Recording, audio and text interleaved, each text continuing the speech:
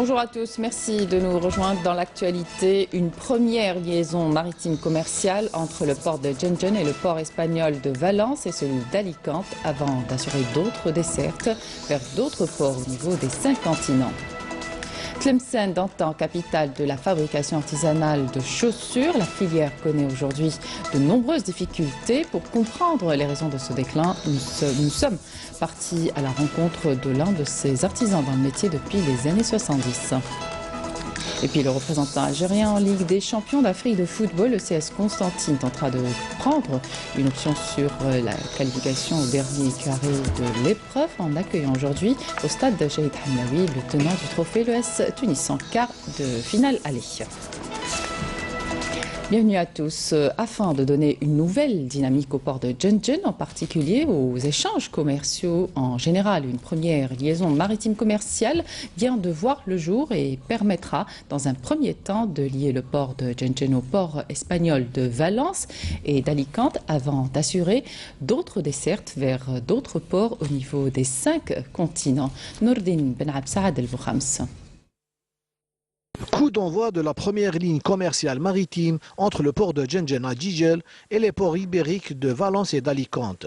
L'exploitation de cette ligne permettra d'acheminer et d'amarrer les conteneurs en provenance de l'Europe. Gjenjen, aujourd'hui, en tant que port, est une destination privilégiée.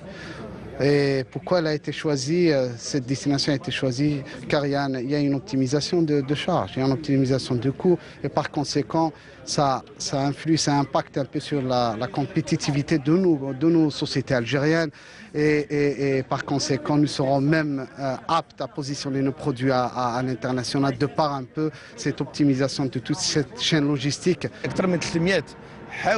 Cette première liaison maritime qui a permis le transport de plus de 300 conteneurs ouvre le bal à d'autres voyages réguliers à partir du port de Gjenjen, facilitant ainsi le travail des opérateurs économiques de la région. Aujourd'hui, ils sont 5 opérateurs économiques parmi nous pour donner une nouvelle dynamique à l'activité commerciale maritime.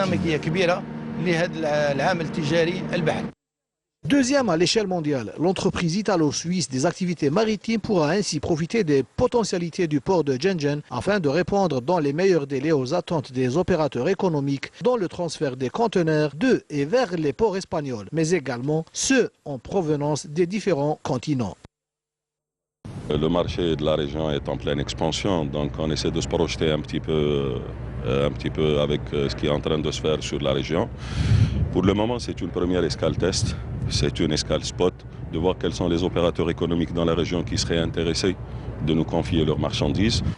Mieux encore, le port de Gjenjen bénéficiera prochainement de 2 importants ouvrages d'art qui le lieront à l'autoroute Est-Ouest. Le premier est d'une longueur de plus d'1 kilomètre, alors que le deuxième a une longueur de 460 mètres. Des ouvrages à même de fluidifier et de faciliter l'activité commerciale au niveau de ce port.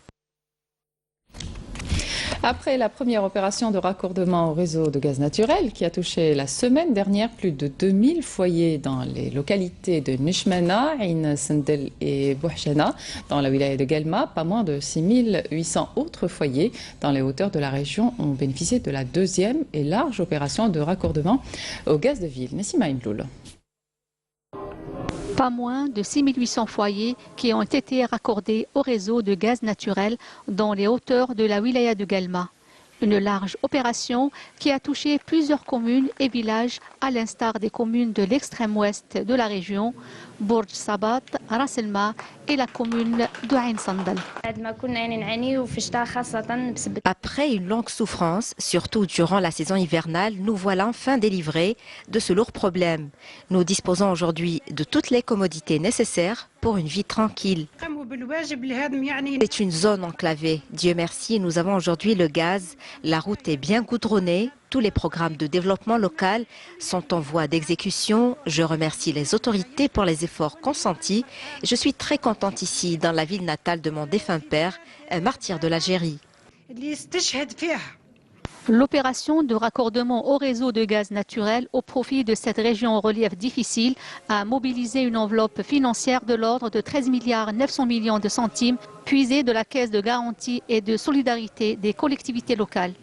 Plus de 1000 foyers ont été raccordés au réseau de gaz naturel au niveau de la commune de Borj Sabat, 250 autres dans la commune de Ras El-Ma et 70 dans le Douar Lemha, commune de Ain Sandal. Celle-ci est la deuxième opération. La première a touché 2000 foyers dans la commune de Nchemaya qui abrite environ 10 000 habitants. Ces opérations de raccordement au gaz naturel ont atteint les régions les plus éloignées, permettant à plus de 3300 foyers de bénéficier de cette énergie vitale. La mise en service de ce réseau se poursuivra dans les prochains jours et va toucher différentes communes et localités rurales de la région. Des efforts déployés par l'État et valorisés en vue d'améliorer les conditions de vie des habitants de ces régions enclavées qui verront pour la première fois la flamme de gaz allumée chez eux.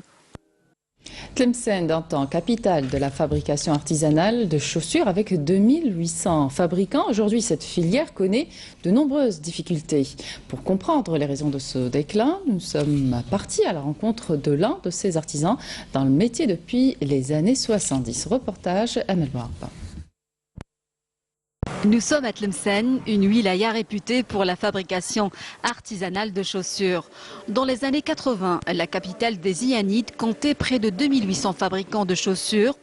Aujourd'hui, 15% seulement subsistent encore. Les temps sont durs pour de nombreux artisans qui, malgré 30 ou 40 ans de métier, se sont vus contraints de mettre la clé sous le paillasson à cause des difficultés et de la concurrence déloyale. Nous sommes allés à la rencontre de l'un de ces artisans tlemceniens qui, malgré les obstacles, résistent encore. Pour Omar Sennous, qui est dans le métier depuis les années 70, la fabrication artisanale de chaussures est une passion.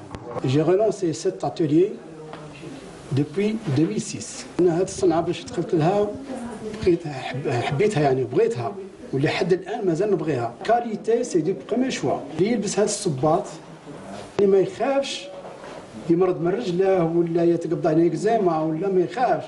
الصباط يعني متقون ماشي السلعة اللي راه تدخل من لاشين اللي كلشي سكاي باسكو سكاي ما عرفناش باش راهم يخدموه.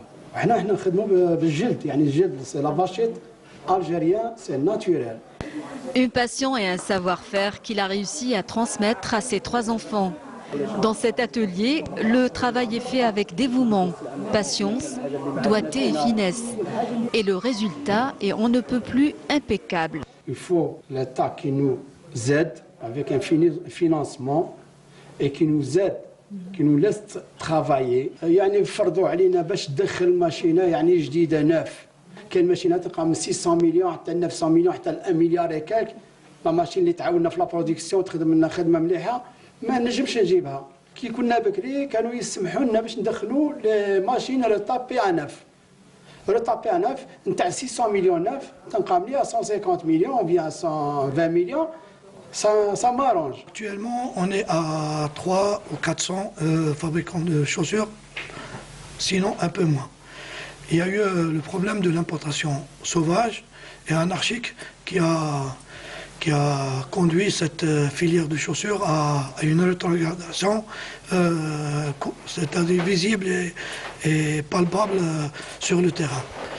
Alors là, notre commission de chaussures, elle est sur un projet de relancer cette filière de chaussures de nouveau. Des propositions, des solutions à augmenter des taxes. Comme il y a eu une loi qui a été votée dernièrement en Algérie, la DAPS, c'est le droit de douane ajouté, on a vite proposé un dossier au responsable au ministère du Commerce à ajouter cette filière dans les prochaines listes à augmenter des taxes sur les différents codes concernant l'importation de la chaussure. La fabrication de chaussures, une filière créatrice de richesses et d'emplois. Sa relance permettra en effet de créer entre 300 à 500 000 postes d'emploi directs et indirects à travers tout le pays. Une filière qui offre aussi des perspectives prometteuses d'exportation pour peu que des mesures d'encouragement en faveur de ces artisans soient mises en place. Le Moudjahid et ancien officier de l'armée de libération nationale Mohamed Rizqi Boudaoud, dit Si Mansour, s'est éteint dans la soirée du jeudi à vendredi à l'âge de 93 ans dans un hôpital parisien suite à une maladie. La dépouille mortelle du défunt arrivera aujourd'hui à l'aéroport international Houari Boumedienne. En cette pénible épreuve, le ministre des Moudjahidines, Taïb Zidouni, a adressé à la famille du défunt et ses compagnons de lutte ses condoléances les plus attristées et sa profonde compassion. Si Mansour sera inhumé demain, dimanche, après la prière de Dohr au cimetière de Bouzaréa. À l'étranger, l'armée nationale libyenne du maréchal Haftar, qui contrôle l'est du pays, avance depuis jeudi vers Tripoli avec l'intention de s'emparer de la ville contrôlée par le gouvernement d'union nationale reconnu par la communauté internationale et dirigée par Faiz al-Sarraj. Le point de la situation avec Mounana Al-Hamoudi. Les forces du maréchal Khalifa Haftar continuent d'avancer vers Tripoli, et ce, malgré les nombreux appels internationaux au calme et à la retenue.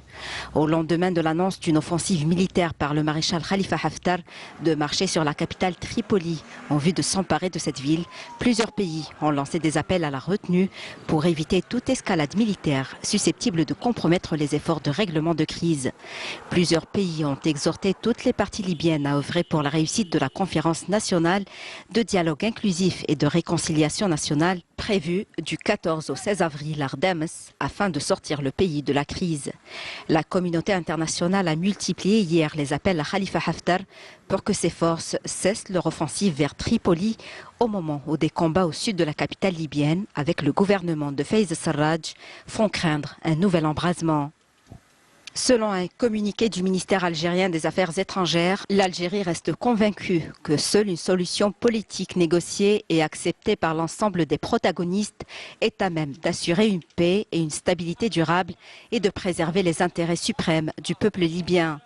Pour sa part, le Conseil de sécurité des Nations Unies, réuni hier en urgence à huis clos, a demandé aux forces du maréchal Khalifa Haftar de cesser leur offensive vers Tripoli et à interrompre tous les mouvements militaires, prévenant que cette action militaire menaçait la stabilité du pays. Au lendemain d'une rencontre avec le chef du conseil présidentiel du gouvernement d'union nationale, Faiz al-Sarraj, le secrétaire général des Nations Unies, Antonio Guterres, a rencontré le maréchal Haftar avec l'objectif d'éviter une confrontation militaire entre les deux parties. Et puis cette information sur les cours pétroliers qui ont nettement grimpé vendredi grâce à un contexte géopolitique international favorable à la hausse des cours permettant au baril coté à Londres de clôture au-dessus de $70 pour la première fois depuis novembre 2018. En Palestine occupée, l'occupant israélien poursuit ses agressions dans la bande de Gaza où au moins 3 Palestiniens ont été tués, une centaine d'autres ont été blessés par des tirs israéliens. Des milliers de Palestiniens s'étaient à nouveau rassemblés hier près de la frontière, lourdement gardée par l'armée d'occupation israélienne, alors que la composition du gouvernement palestinien devrait être présentée cette semaine au président Mahmoud Abbas par le Premier ministre Mohamed Ibrahim Shtayah. À Londres, la première ministre Theresa May a demandé vendredi un report du Brexit jusqu'au 30 juin pour tenter de surmonter la crise politique au Royaume-Uni avec l'engagement de lancer les préparatifs pour participer aux élections européennes. Le président du Conseil européen, Donald Tusk, suggérant de son côté un report flexible d'1 an maximum.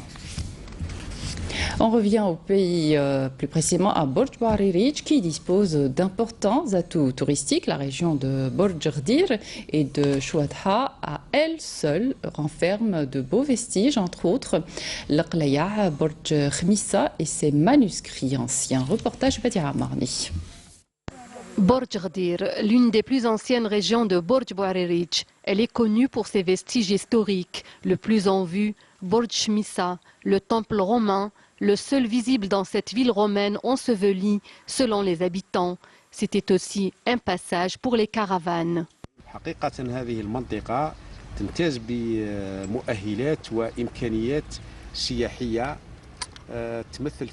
Cette région dispose d'importants atouts touristiques. Tourisme de montagne vu les sites naturels magnifiques qu'elle recèle. Tourisme religieux vu le nombre important de mosquées, l'une des plus anciennes zawiyas se trouve dans cette région. La région dispose également de ruines, notamment les qlaya et les ruines romaines. Ce que vous avez vu n'est qu'une petite partie des trésors. La région a besoin de recherches pour faire révéler ses secrets. يتمثل في هذه القليعات والأماكن اللي زرتوها الأثرية واللي هي جزء قليل من ما تسخر به هذه المنطقة. Les caravanes qui arrivaient de Qal'at Beni Hamad pour rallier Béjaïa et même la Tunisie comptaient beaucoup sur le qlaya, signaux éclairant le passage, notamment pendant la nuit. Beaucoup de vestiges à même de faire de cette région et ses villages une région touristique. المنطقة تاعنا هذه تدخر بأماكن سياحية جد رائعة. Notre région est très riche. Beaucoup de sites fabuleux existent. Les efforts fournis par les membres de l'association restent insuffisants. Nous avons besoin d'accompagnement de la part des autorités locales. Je réitère mes remerciements aux membres de l'association. Grâce à eux, nous avons ouvert beaucoup d'accès à cette région qui ne disposait de rien pour la faire connaître. Mais dommage, les autorités locales n'ont accordé aucune importance à cette région. Bourj Ghdir, grâce à l'association Chouathra pour le développement, a pu ouvrir un musée renfermant de nombreux manuscrits provenant de la zawiya du Cheikh El-Hadj Shrif Ben El-Mabrouk Ibn Ibrahim El-Chouthri. On y trouve des manuscrits de Yahya Abou Zakaria Zouawi, éminent savant de Béjaïa. C'est là une partie des manuscrits récupérés et gardés dans le cadre de la préservation du patrimoine de la région par l'association Chouathra. Ces manuscrits appartenaient à la zawiya d'El-Hadj Shrif Ben Mabrouk Chouathri.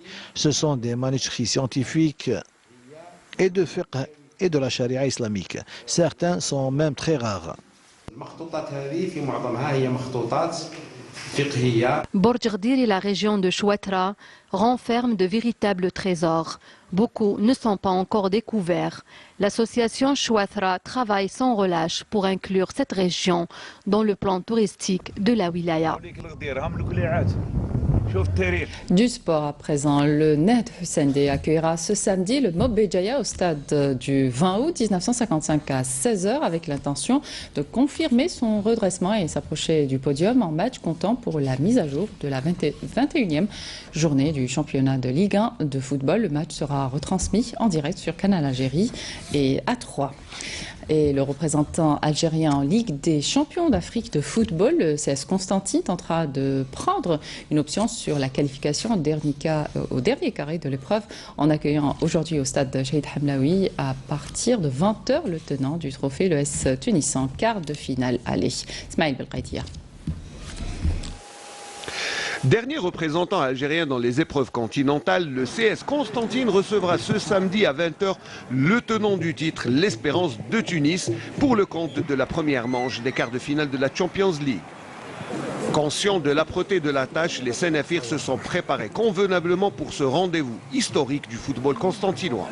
Je pense que les joueurs sont très motivés, ont très envie de jouer ce match et vont être capables de se surpasser pour essayer de remporter ce match. Et puis déjà qu'on aura gagné, après le match retour, on verra. Mais essayons de gagner. La levée du huis clos, synonyme de présence du public, véritable 12e membre du CSC, a soulagé les joueurs qui sont déterminés à prendre une option avant le match retour. ان شاء الله يا ربي نكونوا في نهارنا ان شاء الله وعلى الاقل ما نفوزوش بنتيجه مريحه تخلينا نكونوا اكثر اريحيه في مباراه العوده. والبارح تلقينا خبر لي سيبورتور تاعنا يجوا المدرجات، الحمد لله ان شاء الله يعاونونا ان شاء الله باش نخرجوا ان شاء الله سالمين معافى ورابحين ان شاء الله. احنا نحضروا بكل جديه المباراه الشهر الجاي وبربي ان شاء الله يكون معنا ربي ونسجلوا فارق من الاهداف بان نكونوا في مباراه العوده بكل اريحيه ونعرفوا نجيروا الماتش ان شاء الله. احنا كسبنا خبره وين لعبنا مع فرق كبار وفزنا عليهم وان شاء الله يا ربي ان شاء الله يوم السبت نكونوا في الموعد ان شاء الله. Le stade Shahid Hamlaoui risque encore une fois d'être trop exécu pour contenir les supporters du CSC qui ne jurent que par une victoire. ونروحوا نتفرجوا بربي ان شاء الله الماتش ومرحبا بخوتنا التوانسه الاشقاء، مرحبا بهم عندنا في قسنطينه. احنا فرحانين بهذا الرفع الحظر هذا على الجمهور، وان شاء الله نكونوا بكثره نهار السبت ان شاء الله ونمثلوا الفريق نتاعنا وان شاء الله نساندوا الفريق نتاعنا. L'aventure africaine continue pour le CSC qui rêve d'aller en demi-finale de la Champions League. Voilà qui termine cette édition. Merci de votre attention. Tout de suite, les prévisions météo avec Mina Abed. L'information continue sur le lien qui s'affiche sur votre petit écran. Excellente suite de programme sur Canal Algérie.